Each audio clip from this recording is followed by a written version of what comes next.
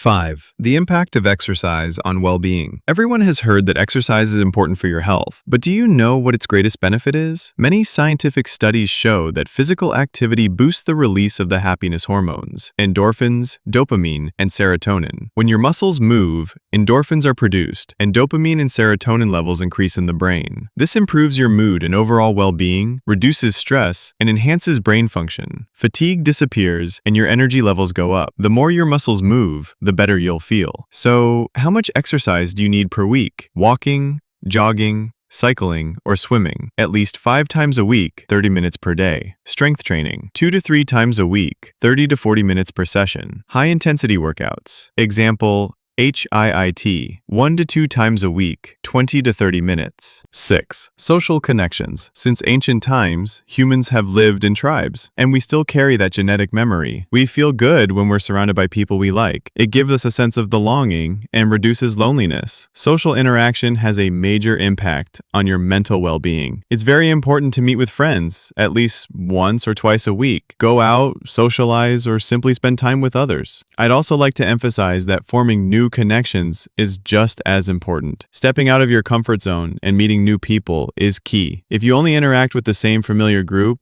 you won't grow. The more you socialize and meet new people, the easier it becomes each time. I know many introverts dislike socializing, but in my opinion, it's worth trying, at least a little. Socializing is like going to the gym. The more you do it, the better you feel. But just like with training, it needs to be done consistently. If interacting with strangers feels too uncomfortable, at least stay connected with your friends. However, my advice is to step out of your comfort zone because the more people you know, the more opportunities you'll have in life. You'll have access to more interesting activities, your financial situation may improve, you'll be more likable and feel happier, you'll increase your chances of finding a partner or love. 7. Self-realization and spiritual growth. Let me ask you a few questions. Are you happy? Do you work a job you love? Do you do what you truly want in life? Do you have enough money? Is there nothing missing in your life? If you answered no to even one of these questions, then this information will be very valuable for you. Yogis have spent thousands of years exploring themselves and the world around them, while modern science only emerged relatively recently. Imagine traveling back in time to the Middle Ages and telling people about the internet, computers, or artificial intelligence. What do you think would happen? They would probably call you insane or burn you at the stake. So what information is more valuable? The kind that has been tested for thousands of years, or that which appeared just recently? When you read modern scientific papers, you realize that new findings change rapidly.